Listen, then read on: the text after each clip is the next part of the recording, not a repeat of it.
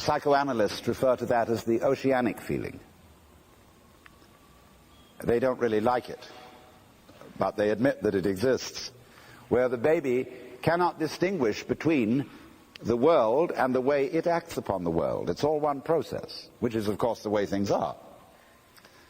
But we learn very quickly because we're taught very quickly what is you and what is not you.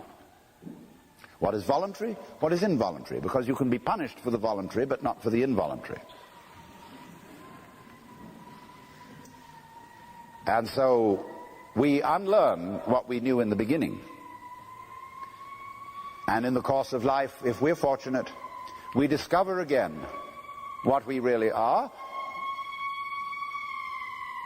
that each one of us is what would be called in Arabic or Hebrew a son of God.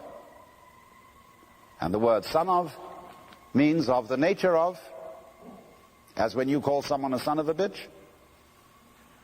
Or in Arabic you say Ebni Kelb, which means son of a dog, Ebni El Homar, son of a donkey. So, a son of Belial means an evil person. Son of God means a divine person. Human being who has realized union with God. Now my assumption, my opinion, is that Jesus of Nazareth was a human being, like Buddha, like Sri Ramakrishna, like Ramana Maharshi, etc., who early in life had a colossal experience of what we call cosmic consciousness. Now, you don't have to be any particular kind of religion to get this experience. It can hit anyone, anytime, like falling in love. There are obviously a number of you in this building who've had it, in greater or lesser degree. But it's found all over the world. And when it hits you, you know it. Sometimes it comes after long practice of meditations and spiritual discipline. Sometimes it comes for no reason that anybody can determine. We say it's the grace of God. That there comes this overwhelming conviction that you have mistaken your identity. That what you thought, what I thought was just old Alan Watts, who I know very well is just a big act and a show. But what I thought was in the, me, was only completely superficial. That I am an expression of an eternal something or other. X.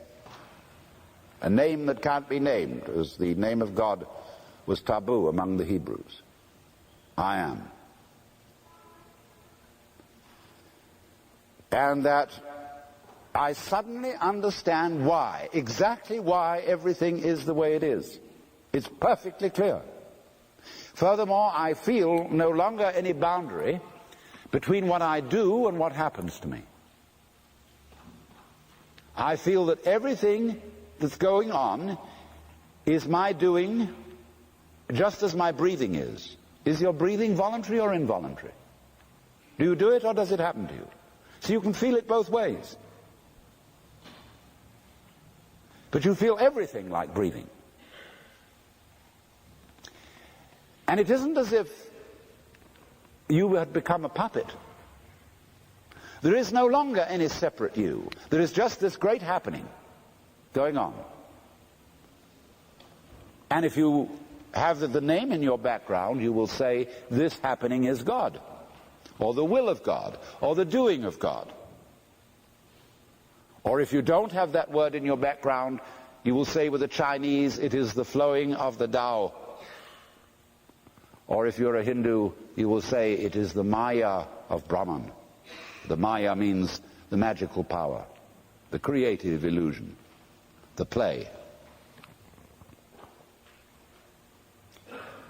So you can very well understand how people to whom this happens feel genuinely inspired. Because very often there goes along with it an extremely warm feeling. Because you see the divine in everybody else's eyes. When Kabir, a great Hindu-Muslim mystic, was a very old man, he used to look around at people and say, "To whom shall I preach?" Because he saw the beloved in all eyes. And could see, sometimes I look into people's eyes, and I can look right down, and I can see that beloved in the depths of those pools. And yet the expression on the face is saying, "What, me?" It's the funniest thing. But there is everybody, in his own peculiar way, playing out an essential part in this colossal cosmic drama. And it's so strange that one can even feel it in people you thoroughly dislike.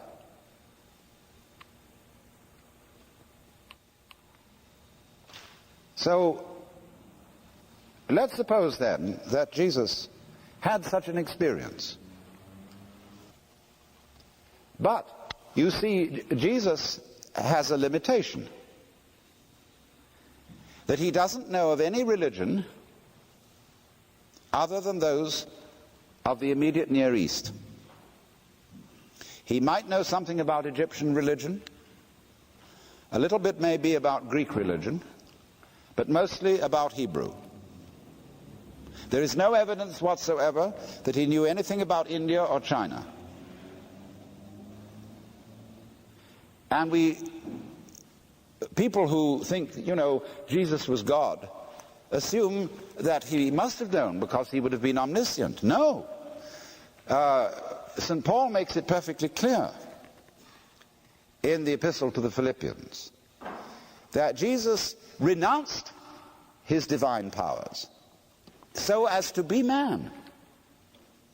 Let this mind be in you, which was also in Christ Jesus, who being in the form of God thought not equality with God a thing to be hung on to, but humbled himself and made himself of no reputation, and was found in fashion as a man, and became obedient to death. Theologians call that kenosis, which means self-emptying. So, obviously, an omnipotent and omniscient man would not really be a man. So even if you take the very orthodox Catholic doctrine of the nature of Christ, that he was both true God and true man, you must say that for true God to be united with true man, true God has to make a voluntary renunciation, for the time being, of omniscience and omnipotence, and omnipresence for that matter. Now therefore, if Jesus were to come right out and say, "I am the Son of God," that's like saying I'm the boss's son. Or I am the boss. And everybody immediately says that is blasphemy. That is subversion. That is trying to introduce democracy into the kingdom of heaven. That is, you are a usurper of the throne. No man has seen God. Now, Jesus, in his exoteric teaching, as recorded in the Synoptic Gospels, was pretty cagey about this. He didn't come right out there and say, "I and the Father are one." Instead, he identified himself with the Messiah described in the second part of the prophet Isaiah. The suffering servant who was despised and rejected of men. And this man is the non-political Messiah, in other words.